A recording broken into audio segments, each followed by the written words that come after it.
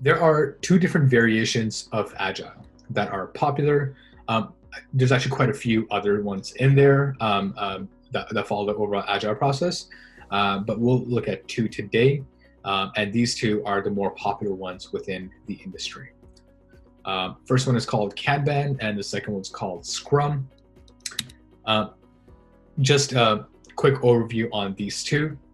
Kanban is effectively a large prioritized to-do list that is tracked throughout the overall dev process, which is to do, in progress, QA, and done. Kanban does not have any time dimension to it. It is much less overhead in planning and execution than Scrum. And it is actually best suited for teams that are not restricted by any release dates because there's no time dimension to it. Whereas Scrum, it is a prioritized list of tasks that are costed. And we'll actually get into what costed actually means. Costed by each team. A sprint, we'll discuss this as well. A sprint has an end date and commits to deliver tasks by the end of the sprint. So this is the time dimension is a large dimension here. Tasks must be developed, QA'd, and released within the sprint timeframe. So all of this is actually delivered. And Scrum is the most popular Agile development methodology that exists, and many companies follow as of now.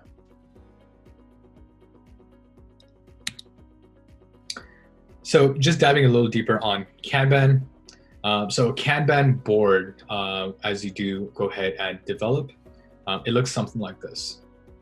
It has, the backlog has all the tasks that are there that needs to be completed. A to-do list is a prioritized list of what needs to be done. The team, as you go ahead and execute on tasks, you move tasks from ongoing to from to-do to ongoing to done as you make progress.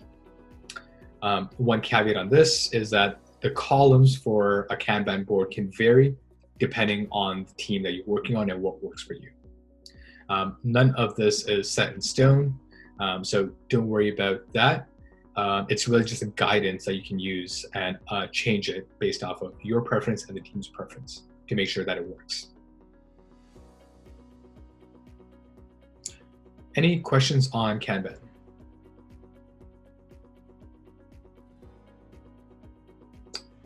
All right.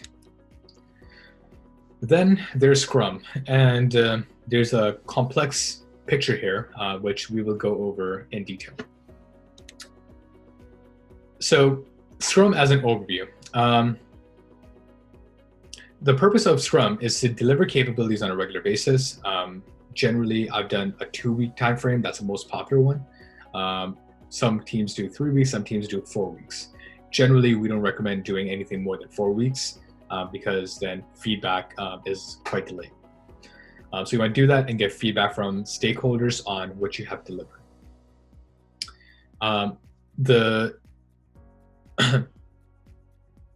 The deliver progress, you want to deliver progress to make sure that team is building the right capabilities and get feedback from stakeholders on it.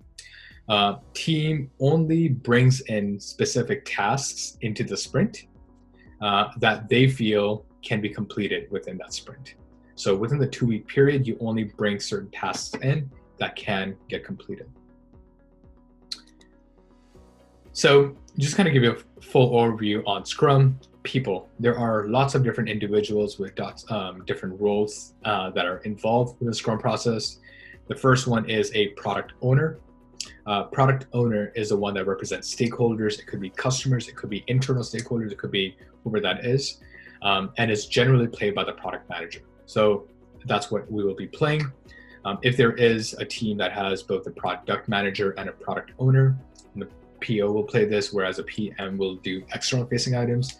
And same thing with if there's a product manager and a project manager will play a PO's role or product owner's role.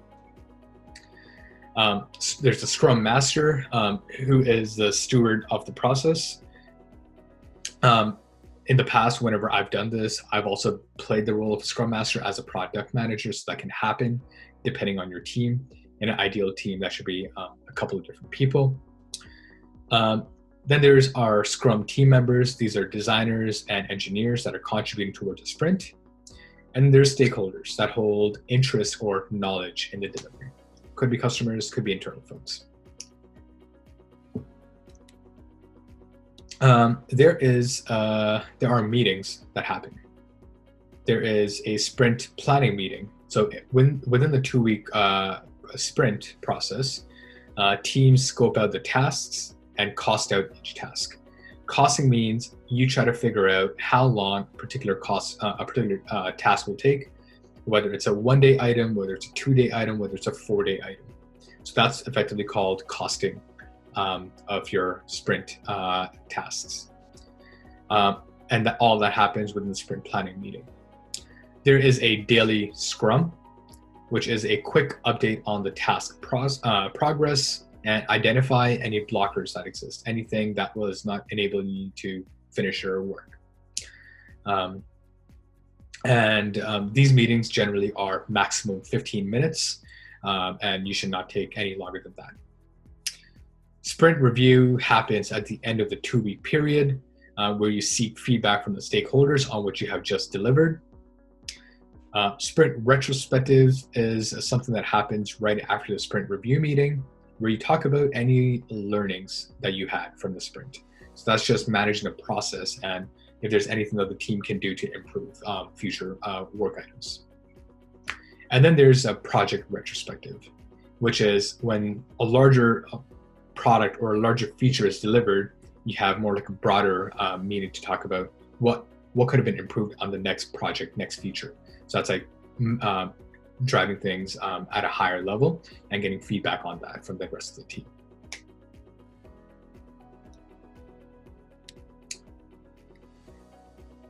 And then that's a Scrum and sprint planning in a nutshell.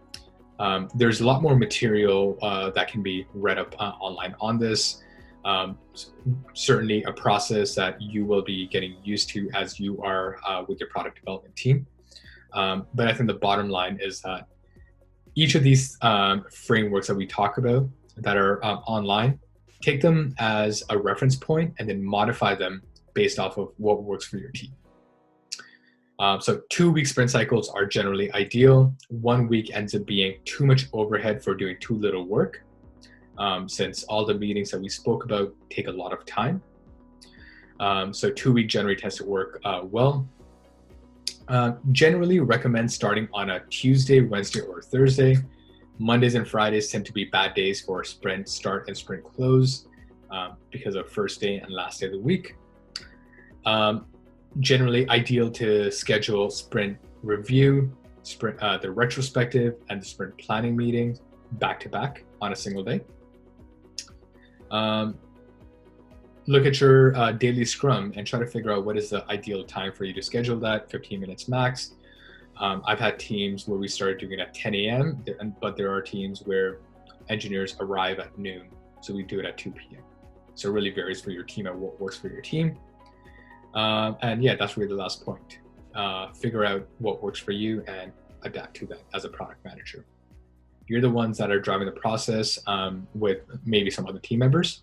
So you want to make sure that the team is comfortable with what you're doing, not what the book says. So I went through that fairly quickly because it seems like a lot of folks are familiar with this as it is, but before we move on to the next section, any questions on Agile principles, Agile manifesto, Scrum, Kanban? Yeah, Suchita. So realistically, in your according to your observations and your experience, what do you think works and what doesn't work in like an Agile environment? Yeah, good question. So generally, what works is you are able to get a concrete list of items that within a sprint, and then finish that off within that time frame. Kanban, I've done that as well. And within that, some tasks just stay on the board in the to-do column for the longest time. And you just have no idea why it's actually moving forward.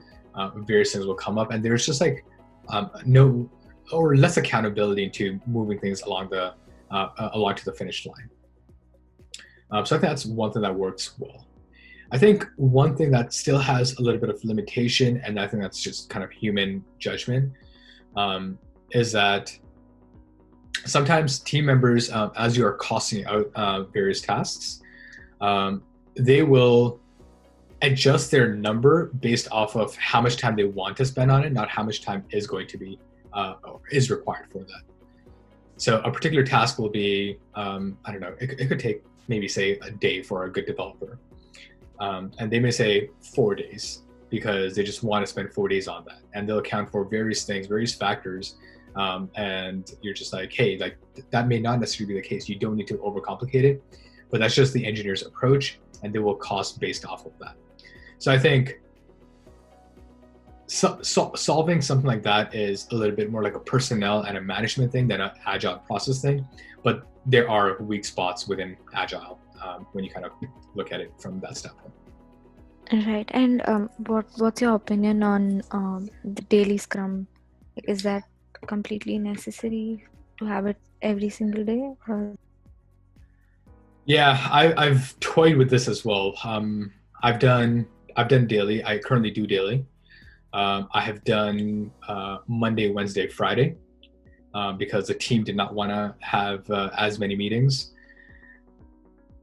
I personally find that if the team is moving at good velocity, there's a lot that goes on in one single day, that the next day you do want to talk about what you did and what some of the blockers were.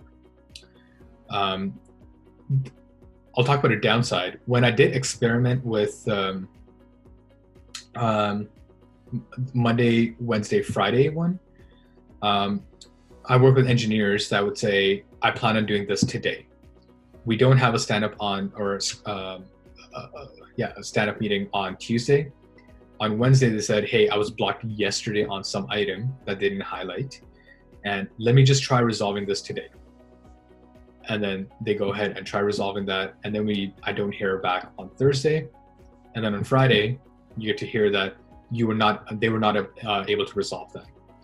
So then you went through the entire week when you were blocked by something on a Monday, and you could have come in and helped in one way or another, pull in senior engineers, pull in engineering managers, pull in someone that you could have helped them with, but you just did not have that visibility because it was not a daily scrum. Yeah, thank you. I don't know if anyone else has experience that they want to share around this. Okay, I can give a bit of insight. So what currently we do is we do daily.